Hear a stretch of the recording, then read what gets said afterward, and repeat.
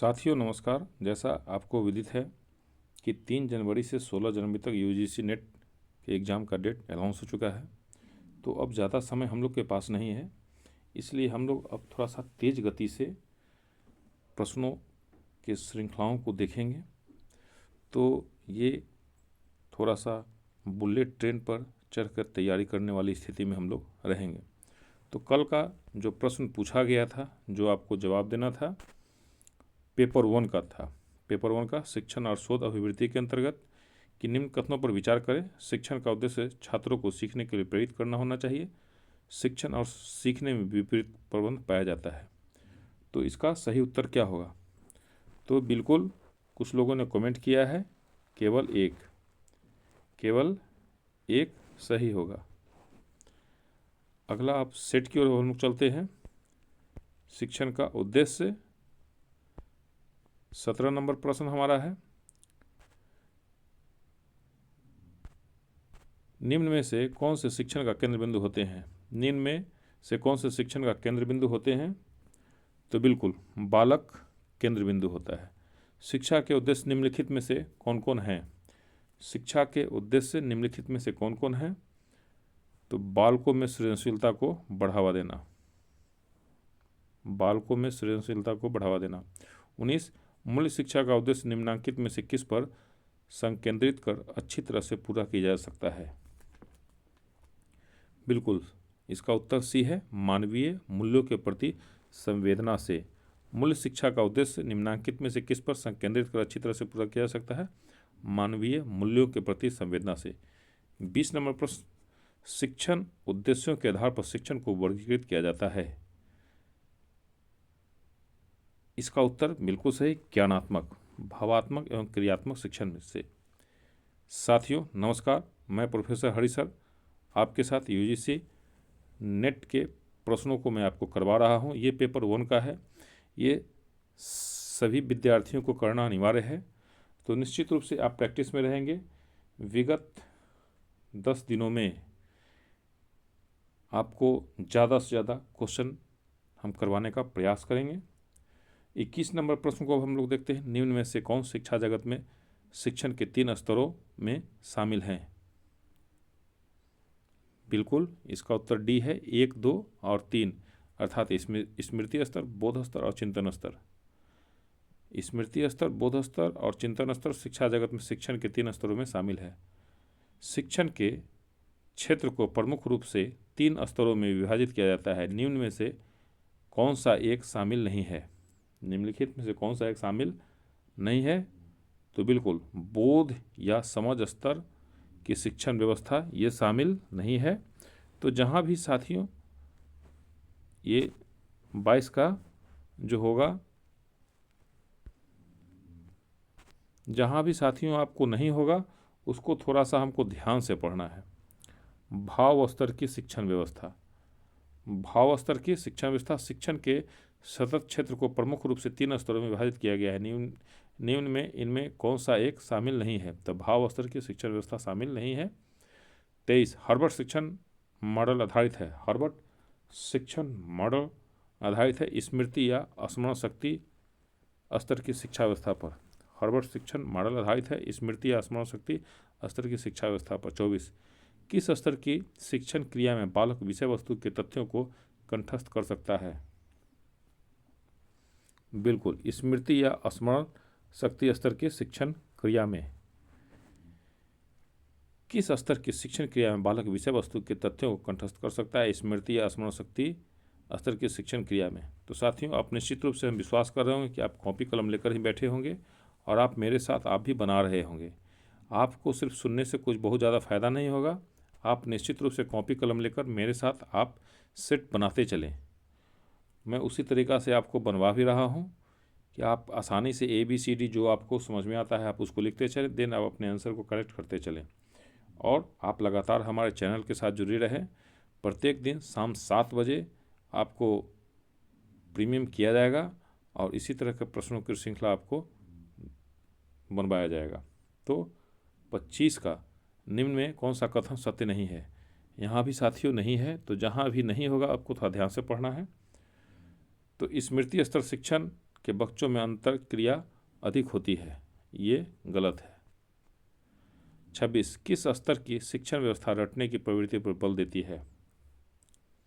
स्मृति की शिक्षण व्यवस्था। किस स्तर की शिक्षण व्यवस्था रटने की प्रवृत्ति पर बल देती है? स्मृति की शिक्षण व्यवस्था। 27 स्मृति स्तर पर भूलने की प्रक्रिया काफ़ी सक्रिय होती है, इसका प्रमुख कारण है? बिल्कुल, इस स्तर पर तथ्य काफ़ी रटे हुए होते हैं। स्मृति स्तर पर भूलने की प्रक्रिया काफ़ी सक्रिय होती है, इसका प्रमुख कारण है इस स्तर पर तथ्य काफ़ी रटे हुए होते हैं। 28 स्मृति के शिक्षण में किसको महत्व दिया जाता है? स्मृति के शिक्षण में किसको महत्व दिया जाता है? बिल्कुल डी, ये सभी। संकेत अधिगम, श्रृंखला अधिगम, अनुक्रिया। 29 नंबर प्रश्न को हम लोग देखते हैं। स्मृति स्तर के शिक्षण को अधिक बेहतर बनाने के लिए निम्नलिखित सुझाव दिए जा सकते हैं। पाठ्य वस्तु को क्रमबद्ध तरीके से प्रस्तुत किया जाए, अभ्यास के लिए ज़्यादा समय दिया जाए, थकान के समय शिक्षण न किया जाए। उपरोक्त कथनों में कौन सा कथन सही है? बिल्कुल, तो डी, ये सभी सही है। अर्थात पाठ्य वस्तु को क्रमबद्ध तरीके से प्रस्तुत किया जाए, ये भी सही है। अभ्यास के लिए ज़्यादा समय दिया जाए, ये भी सही है। और थकान के समय शिक्षण न किया जाए, ये भी सही है बात है।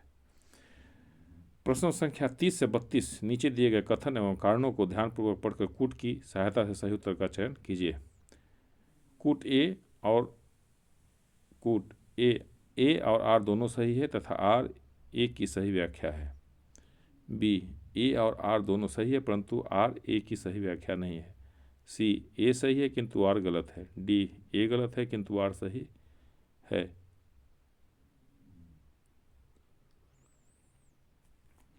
तीस कथन है स्मृति स्तर के शिक्षण का अपना मूल्य है, अपना क्षेत्र है। कारण आर, स्मृति स्तर के ज्ञान पाए बिना बोध एवं चिंतन स्तर ठीक से कार्य नहीं कर सकते।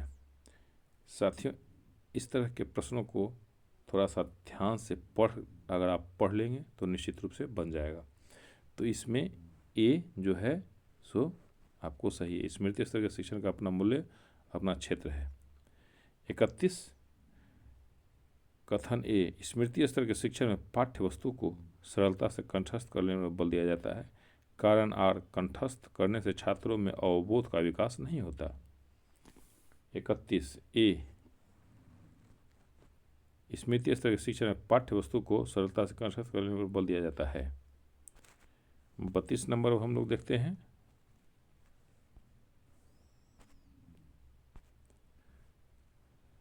स्मृति स्तर के शिक्षण में विचारहीनता नहीं पाई जाती है। कारण आर, स्मृति स्तर पर पाठ्य वस्तु को सरलता से कंठस्थ कर लेने में बल दिया जाता है।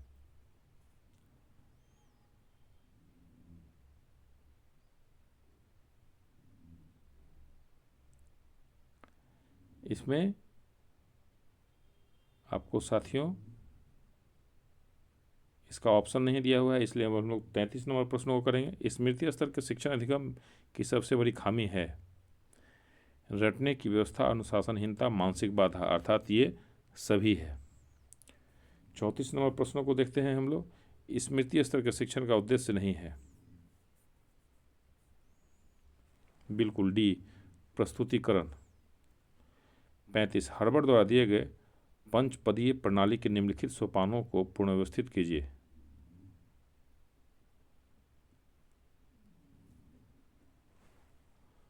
प्रस्तावना और तैयारी तथा उद्देश्य कथन, प्रस्तुतिकरण,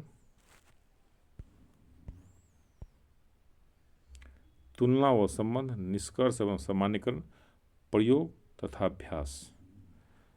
तो साथियों, इसमें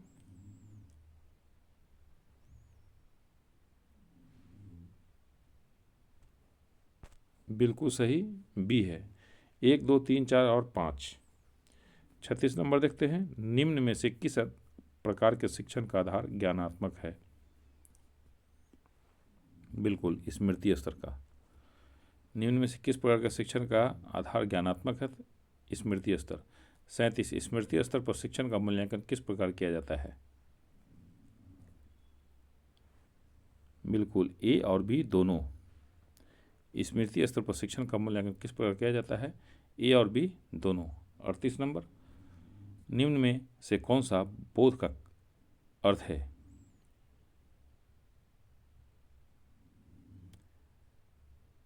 ये 39 नंबर क्वेश्चन हम लोग बोले हैं, निम्न में से कौन सा बोध का अर्थ है? तो इसका उत्तर है डी, अर्थात अर्थ का प्रत्यक्षीकरण करना, विचारों का बोध होना, बी गहनता से परिचित होना, प्रकृति एवं स्वभाव को समझना, भाषा में प्रयुक्त होने वाले अर्थ को समझना। अब हम लोग 38 नंबर करेंगे, बोध स्तर के शिक्षण का प्रतिमान किसने विकसित किया है? काफ़ी इंपॉर्टेंट प्रश्न है यह। मॉरिसन। बोध स्तर के शिक्षण का प्रतिमान किसने विकसित किया है? मॉरिसन ने। साथियों, आप हमारे इस चैनल से जुड़ के निश्चित रूप से यूजीसी नेट क्वालिफाई कर जाएंगे, इसलिए आप निश्चित रूप से प्रत्येक दिन इसको वॉच किया करें। साथ ही साथ आने वाले समय में जो बेट का एग्ज़ाम होने वाला है उसमें भी आपको बहुत अच्छे तरीक़े से तैयारी करवाया जाएगा, तो आप लगातार चैनल के साथ जुड़े हुए रहें। 40, बोध स्तर की शिक्षा के लिए क्या आवश्यक है? बोध स्तर की शिक्षा के लिए क्या आवश्यक है? बिल्कुल, स्मृति स्तर की शिक्षा हो चुकी हो। बोध स्तर की शिक्षा के लिए क्या आवश्यक है? स्मृति स्तर की शिक्षा हो चुकी हो। 41, मॉरिसन की बोध स्तर की शिक्षण व्यवस्था में शामिल 5 सोपानों में निम्न में से कौन शामिल है? बिल्कुल, डी है इसका उत्तर, अर्थात अन्वेषण, प्रस्तुतिकरण, परिपाक, वर्णन। 42, बोध स्तर के शिक्षण के परिमापक की विशेषता में क्या निहित नहीं होता है?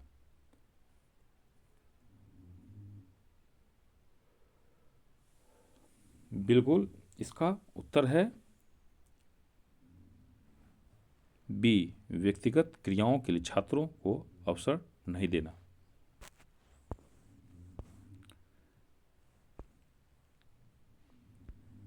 तैंतालीस नंबर प्रश्न हम लोग देखते हैं अब। मॉरिस एस बिग्गी ने बोध का प्रयोग निम्नलिखित पक्षों को स्पष्ट करने के लिए किया है?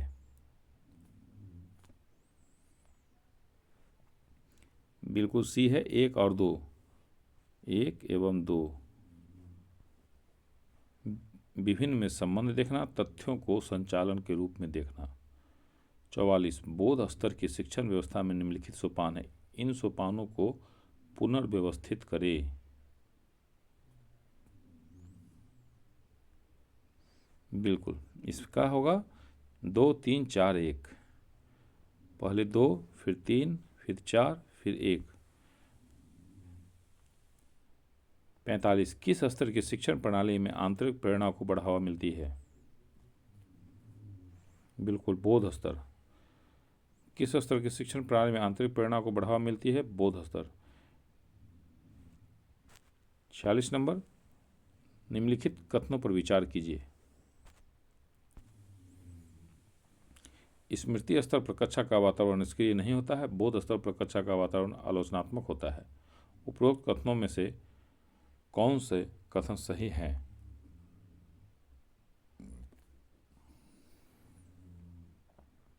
सी, 1 और 2 दोनों सही हैं। 47, निम्नलिखित कथनों पर विचार कीजिए। बोध स्तर पर पाठ्य वस्तु व्याख्यात्मक होती है, चिंतन स्तर पर पाठ्य वस्तु तथ्यात्मक होती है। उपरोक्त कथनों में से कौन सा कथन सही है?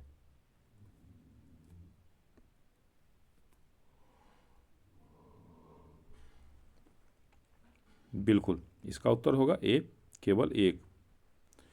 बोध स्तर पर पाठ्यात्मक वस्तु व्याख्यात्मक होती है। साथियों, यह वीडियो थोड़ा सा लंबा होगा, 100 प्रश्नों की श्रृंखला को भी हम लोग करेंगे, 100 क्वेश्चन को भी हम लोग करेंगे, इसलिए आप निश्चित रूप से वीडियो को स्किप नहीं करेंगे। आपको यहाँ 100 प्रश्न देखने को मिलेगा और आप निश्चित रूप से कॉपी कलम पर हमारे साथ प्रश्नों को कर रहे होंगे, तो निश्चित रूप से वीडियो को आप छोड़े नहीं, प्रश्नों को देखते रहें और बनाते रहें। 48, निम्न कथनों पर विचार करें। मॉरिसन के व्यवस्था कालांश से तात्पर्य छात्रों द्वारा पाठ्य वस्तु को अपनी भाषा में लिखित रूप में प्रस्तुत करना। दूसरा, मॉरिसन बोध स्तर के मूल्यांकन में लिखित, मौखिक, निबंधात्मक तथा वस्तुनिष्ठ विधियां अपनाई जाती है।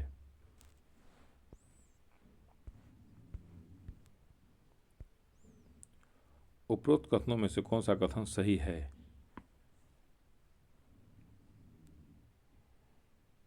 बिल्कुल, इसमें सी होगा, अर्थात 1 और 2 दोनों सही है। 49, निम्नलिखित में से किस चिंतक ने चिंतन स्तर के शिक्षण के लिए शिक्षण प्रतिमान दिया है? हंट ने। निम्नलिखित में से किस चिंतक ने चिंतन स्तर के शिक्षण के लिए शिक्षण प्रतिमान दिया है? हंट ने।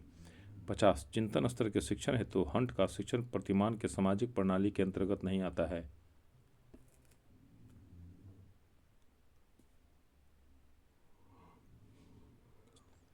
साथियों थोड़ा सा ध्यान दें, यहाँ भी नहीं है, इसलिए ऐसे प्रश्नों को काफ़ी ध्यान से बनाया करें। इसमें डी होगा, निबंधात्मक मूल्यांकन हेतु अधिक उपयोगी है। अब 51, 51, निम्न में से कौन सा कथन सही है? तो बिल्कुल इसका उत्तर सी है, अर्थात ए और बी दोनों सही है। चिंतन स्तर के शिक्षण का प्रवर्तक हंट से माना जाता है। चिंतन स्तर के शिक्षण प्रतिमानों के प्रारूप का अध्ययन 4 सोपानों में किया जाता है। 52, पूर्ण विचारवान स्वतंत्र निम्नलिखित में से किस प्रकार के शिक्षण की प्रकृति है?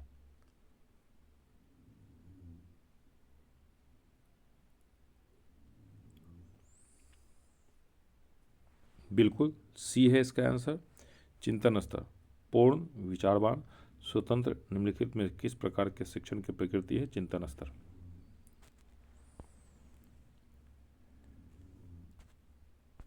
53, शिक्षण के किस स्तर पर शिक्षकों को योग्य अनुभवी विषय व क्रिया विशेषज्ञ और प्रभावशाली होना चाहिए?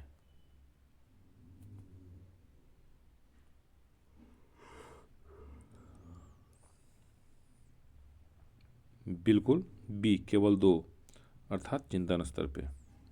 54, शिक्षण के निम्नलिखित स्तर पर शिक्षक अपने छात्रों में चिंतन, तर्क तथा कल्पना शक्ति को बढ़ाता है। बिल्कुल इसका ए आंसर होगा, केवल एक, चिंतन स्तर को। वाद विवाद विचार विमर्श निम्नलिखित में से किस प्रकार के शिक्षण से संबंधित हैं? चिंतन स्तर से।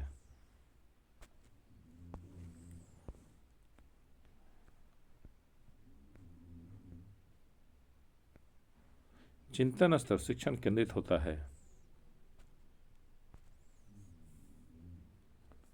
बिल्कुल डी, ये सभी समस्या केंद्रित, आलोचनात्मक दृष्टिकोण वाला, सृजनात्मक क्षमताओं का विकास। निम्न में से कौन सा चिंतन स्तर के शिक्षण प्रतिमान का सोपान नहीं है?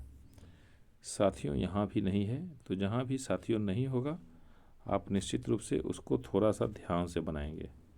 यहाँ भी नहीं है, आप देखें।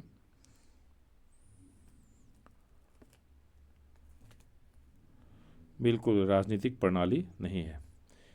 58, चिंतन स्तर पर शिक्षण के लिए निम्नलिखित सुझाव दिया जा सकता है।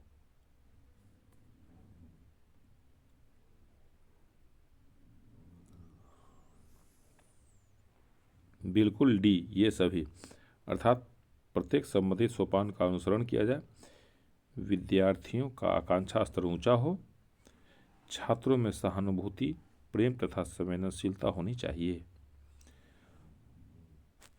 59 नंबर प्रश्न,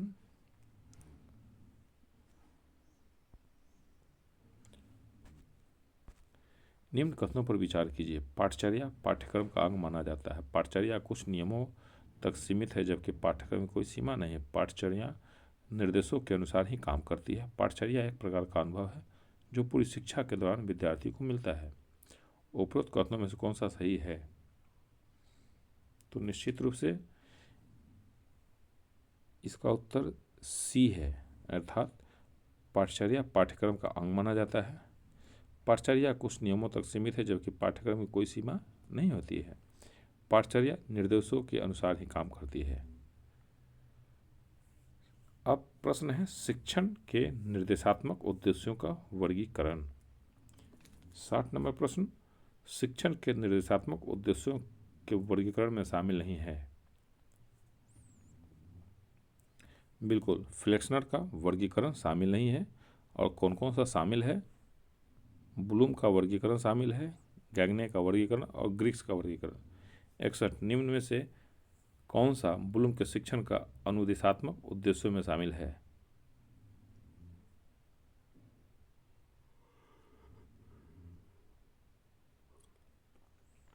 बिल्कुल 61 का डी होगा, अर्थात ये सभी ज्ञानात्मक ज्ञान क्षेत्र, भावात्मक ज्ञान क्षेत्र, मनोसंचालित ज्ञान क्षेत्र।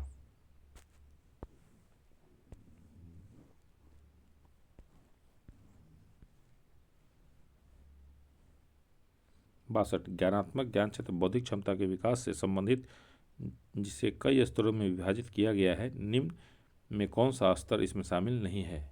यहाँ भी साथियों नहीं है, काफ़ी ध्यान से इसको बनाइएगा। बिल्कुल परिशुद्धता ये शामिल नहीं है, परिशुद्धता। 63 निम्न में कौन सा सही सुमेलित नहीं है? यहाँ भी साथियों नहीं है।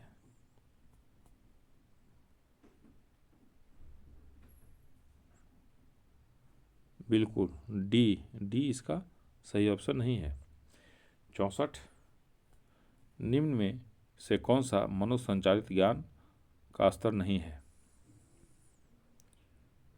ये भी नहीं है, तो 64 का सी अस्पष्टता, इसका सी आंसर। 65 निम्न में से कौन सा एंडरसन और कर्तबोलू द्वारा बनाते गए ज्ञान के आयामों में शामिल है?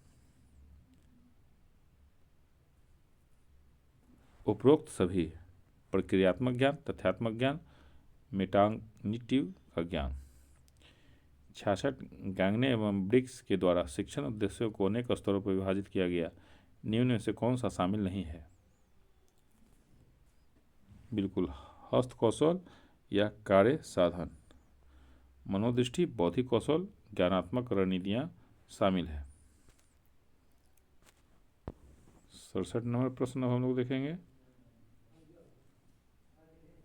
ये आपको शिक्षण की विशेषताएं, आधारभूत आवश्यकताएं, मूल अपेक्षाएं से है। तो साथियों आपको यहाँ पर सभी पक्षों से प्रश्न करवाया जा रहा है, तो निश्चित रूप से आप वीडियो को स्किप नहीं करेंगे, काफ़ी महत्वपूर्ण है। निश्चित रूप से आज की परीक्षा में से आपको कम से कम 10% क्वेश्चन मिलना ही मिलना है। आप परीक्षा देकर आने के बाद आप अपने सेट को मिला लीजिएगा। निम्न कथनों पर विचार कीजिए। शिक्षण एक व्यावसायिक क्रिया है। शिक्षण शिक्षक के परिश्रम का परिणाम है। शिक्षण में संप्रेषण कौशल का अभाव होता है। शिक्षण द्वारा बौद्धिक चरित्र का निर्माण होता है। निम्न में से कौन सा विकल्प असत्य है? यहाँ ये असत्य बोल रहा है, तो बिल्कुल सी जो है सो असत्य है, अर्थात शिक्षण में संप्रेषण कौशल का अभाव होता है, ये हमारा तीसरा असत्य है। 68 निम्न में कौन सा एक शिक्षण की विशेषता नहीं है? यहाँ भी ये नहीं बोल रहा है। शिक्षण में शिक्षक का परिश्रम मायने नहीं रखता, ये नहीं होगा।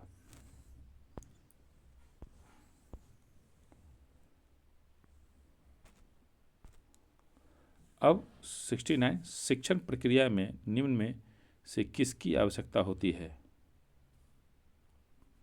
बिल्कुल, तो ये एक आसान सा प्रश्न है, अर्थात शिक्षक, विद्यार्थी, पाठ्यक्रम, अर्थात ये सभी डी आंसर इसका है। 70 शिक्षण की मूलभूत आवश्यकताओं में शामिल होते हैं।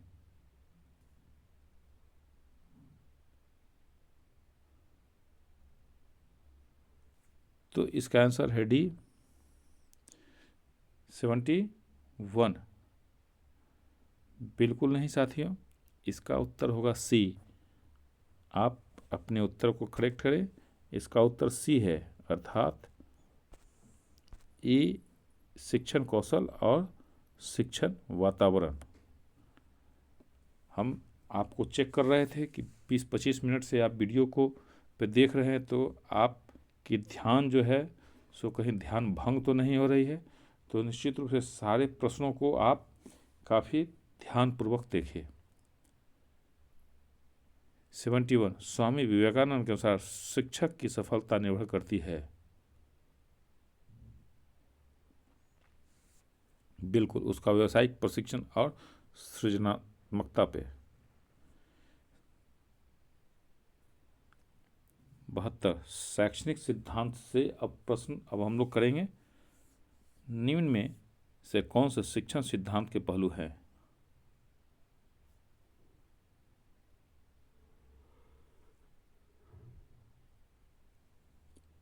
बिल्कुल सी है, अर्थात सामान्य सिद्धांत और मनोवैज्ञानिक सिद्धांत। 73 निम्न में से शिक्षण के सामान्य सिद्धांत में शामिल नहीं है, तो यहाँ ये नहीं बोल रहा है।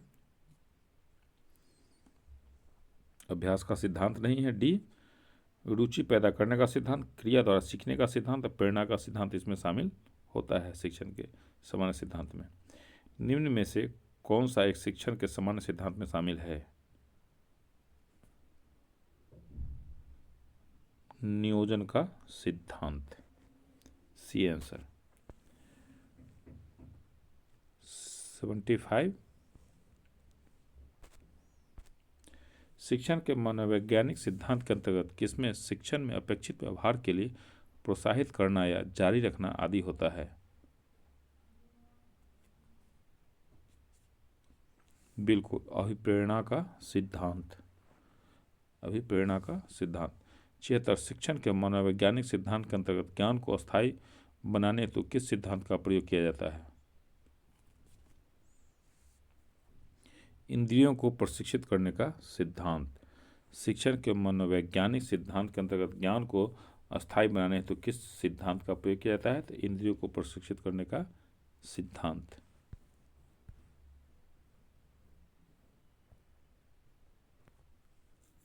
77 नंबर प्रश्न, शिक्षक के द्वारा अपनी कमियों गलतियों की पहचान करने और समस्या के उचित समाधान हेतु कौन सा सिद्धांत प्रयोग में लाया जाता है? तो साथियों, अगर आज का यह सेट आपको अच्छा लगा हो तो निश्चित रूप से आप इस वीडियो को अपने अन्य दोस्तों के साथ निश्चित रूप से शेयर करेंगे और चैनल को निश्चित रूप से सब्सक्राइब कर लेंगे और बेल आइकन को ऑन कर लेंगे, क्योंकि जब मैं वीडियो बनाऊंगा तो सबसे पहले आपको मिलेगा, जिससे आपकी यूजीसी नेट की तैयारी काफ़ी अच्छे ढंगों से होगी। और अभी तो मेरा विचार था कि आपको मैं पेपर 1 पूरी तरीक़ा से बताऊं, पढ़ाऊं, लेकिन चूँकि परीक्षा का समय बिल्कुल नज़दीक है, इस चलते मैं सिर्फ क्वेश्चन सेट को ही बनवा रहा हूँ, सिर्फ और सिर्फ रिवीजन के दृष्टिकोण से। आप सिर्फ सेट को बनावे, ज़्यादा से ज़्यादा सेट बनाने का प्रयास किया जाएगा, तो निश्चित रूप से आप इस चैनल को गुरुजी 111 को सब्सक्राइब कर लेंगे और अपने अन्य साथियों को इसके बारे में निश्चित रूप से बताएंगे। तो 77 का आंसर है बिल्कुल उपचारात्मक शिक्षण का सिद्धांत। शिक्षक द्वारा अपनी कमियों गलतियों की पहचान करने और समस्या के उचित समाधान हेतु कौन सा सिद्धांत प्रयोग में लाया जाता है? उपचारात्मक शिक्षण का सिद्धांत। शिक्षण सूत्र एवं शिक्षण के प्रकार। अब हमारा टॉपिक है शिक्षण सूत्र एवं शिक्षण के प्रकार से कितने तरह का प्रश्न बन सकता है। तो इसमें है शिक्षण कार्य के उत्तम संपादन हेतु किस ज्ञान की महती आवश्यकता होती है? बिल्कुल शिक्षण सत्र की। 79 किस शिक्षण सूत्र में शिक्षक पूर्व में दिए गए ज्ञान का उपयोग करते हुए शिक्षण कार्य करता है? ज्ञात से अज्ञात की ओर। किस शिक्षण सूत्र में शिक्षण पूर्व में दिए गए ज्ञात का उपयोग करते हुए शिक्षण कार्य करता है? ज्ञात से अज्ञात की ओर। 80 शिक्षण सूत्र पथ प्रदर्शन करते हैं जिनमें सिद्धांत से व्यवहार में सहायता के लिए अपेक्षा की जाती है, यह कथन किसका है? काफ़ी इंपॉर्टेंट प्रश्न है साथियों ये। 80 नंबर हमारा रेमंड का। शिक्षण सूत्र पथ प्रदर्शन करते हैं जिनमें सिद्धांत से व्यवहार में सहायता के लिए अपेक्षा की जाती है, यह कथन किसका है? रेमंड का। 81 शिक्षण के विविध सूत्र कौन से हैं? तो बिल्कुल रूप से इसमें डी होगा, अर्थात सरल से जटिल की ओर, ज्ञात से अज्ञात की ओर, स्थूल से सूक्ष्म की ओर। तो यह एक आसान सा प्रश्न था हमारा। प्रौढ़ शिक्षण कार्यक्रम किस शिक्षण व्यवस्था का भाग है? अनौपचारिक शिक्षण व्यवस्था का। बी। 83 निम्न कथनों पर विचार कीजिए। औपचारिक शिक्षण व्यवस्था नियमों से प्रबंधित होती है। अनौपचारिक शिक्षण व्यवस्था औपचारिक शिक्षण व्यवस्था की तुलना में स्वतंत्र पद्धति होती है। आजकल शिक्षण के समावेशी रूप पर विशेष ध्यान दिया जा रहा है। बिल्कुल, इसमें तीनों सही होगा। अब हम लोग अधिगम अधिगम की विशेषताएं से कितने तरह का प्रश्न बन सकता है उसको अब हम लोग करेंगे। तो साथियों, निश्चित रूप से आज का हमारा यह सेट काफ़ी इम्पोर्टेंट है। निश्चित रूप से आप वीडियो को स्किप नहीं करेंगे, सभी तरह का आपको प्रश्न यहाँ पर करवाया जाएगा। और इसके बाद कल की वीडियो में आप और जो पेपर फर्स्ट का जो क्वेश्चन बचा हुआ है वो आपको करवाया जाएगा। तो आज 100 क्वेश्चन बनवाया जाएगा, इसलिए अब मात्र 5-7 मिनट का और वीडियो बचा हुआ है, इसलिए आप बिल्कुल वीडियो को स्किप नहीं करें। अधिगम का तात्पर्य है, अधिगम का तात्पर्य है बिल्कुल सीखना, ये है आंसर इसका। 85 अधिगम के प्रमुख घटकों में शामिल है, बिल्कुल ये सभी अध्यापक, विद्यार्थी, विषय वस्तु। 86 अधिगम जीवन पर्यंत चलता है, यह कथन किस विद्वान का है? बिल्कुल जीन पियाजे का है यह। 87 अनुभव के द्वारा व्यवहार में होने वाली परिवर्तन को सीखने का अधिगम कहते हैं, यह कथन किसका है? गेट्स का। अनुभव के द्वारा व्यवहार में होने वाले परिवर्तन को सीखना या अधिगम कहते हैं, यह कथन किसका है? गेट्स का। काफ़ी इंपॉर्टेंट प्रश्न है यह। 88 नंबर, सीखने के अंतर्गत आदतें, ज्ञान तथा व्यवहार को ग्रहण करना शामिल है, यह कथन किस विद्वान का है? बिल्कुल 88 का सी, क्रो एंड क्रो का। यह भी काफ़ी इंपॉर्टेंट प्रश्न है। 89 नंबर, अधिगम की विशेषताओं में से कौन सा एक शामिल नहीं है? बिल्कुल, अधिगम से सृजनशीलता में बाधा पड़ती है, यह शामिल नहीं है, यहाँ नहीं बोल रहा है। 90 अधिगम हमेशा किस क्रम का पालन करता है? अधिगम हमेशा किस क्रम का पालन करता है? बिल्कुल ए और बी दोनों का, अर्थात ऊपर से नीचे की तरफ सीखने के क्रम का, नीचे से ऊपर सीखने के क्रम का।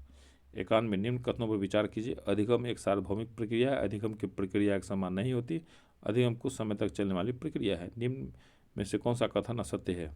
तो यहाँ असत्य बोल रहा है, तो निश्चित रूप से काफ़ी ध्यान से बनाने की आवश्यकता है।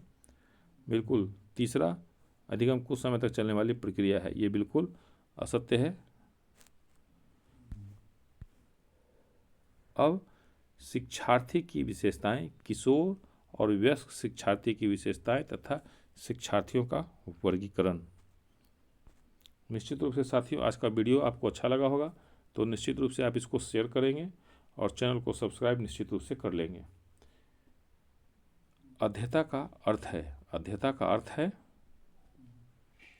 अध्ययन करने वाला। 93 निम्न कथनों पर विचार कीजिए। अध्येता में अधिगम की इच्छा व्यक्तिगत एवं सामाजिक आवश्यकताओं से जागृत होती है। अधिगमकर्ता प्रशिक्षण या निर्देशात्मक योजना निर्माण में सहायक तत्व के समान कार्य करते हैं। अधिगम का मूल उद्देश्य छात्रों के व्यवहार में परिवर्तन लाना होता है। उपरोक्त में से कौन सा कथन सही है? तो बिल्कुल ये तीनों सही है, हमारा ये तीनों सही है। 94 निम्नलिखित में से कौन सा एक अध्येता की विशेषताएं हैं? प्रशिक्षण या निर्देशात्मक योजना निर्माण में सहायक तत्व की तरह ही कार्य करते हैं। वह ज्ञान प्राप्ति के साथ साथ स्मरण एवं अनुभव को संगठित व परिष्कृत करता है। अध्येता सदैव एक अर्थपूर्ण लक्ष्य द्वारा निर्देशित होता है। ये आपको चारों सही है, अर्थात डी होगा इसका आंसर। 95 कितने वर्ष की आयु के बालक को किशोर अवस्था की श्रेणी में रखा जाता है?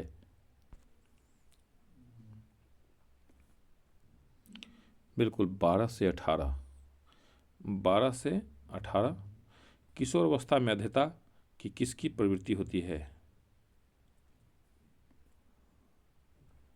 बिल्कुल ये डी होगा इसका, अर्थात स्वयं परीक्षण की, स्वयं निरीक्षण की, स्वयं विचार की। 97 किशोर व वयस्क अध्येता में किस प्रकार की विशेषताएं होती हैं? बिल्कुल इसमें भी डी होगा, शैक्षिक, सामाजिक, भावात्मक। 98 वयस्क अध्येता धार्मिक, नैतिक, सामाजिक आदि प्रवृत्तियों किस विशेषता के तहत परखता है? बिल्कुल संज्ञानात्मक स्तर पे। अब 99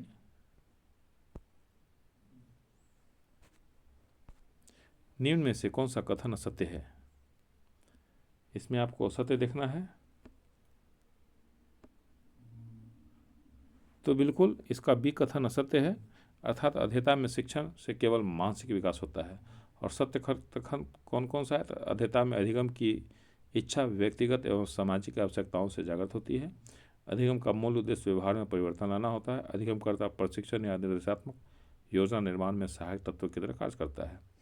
और साथियों 100 नंबर जो हमारा प्रश्न है, इसका आंसर आप अपने हिसाब से बनाएं और आंसर दे कि इसका आंसर क्या होगा। इसका आंसर कल की वीडियो में आपको बताया जाएगा। निम्न में से कौन सी किशोर अध्येता की विशेषता है? निम्न में से कौन सी किशोर अध्येता की विशेषता है? तो निश्चित रूप से इसका आंसर आप लोग दे, जल्द से जल्द दे। धन्यवाद साथियों।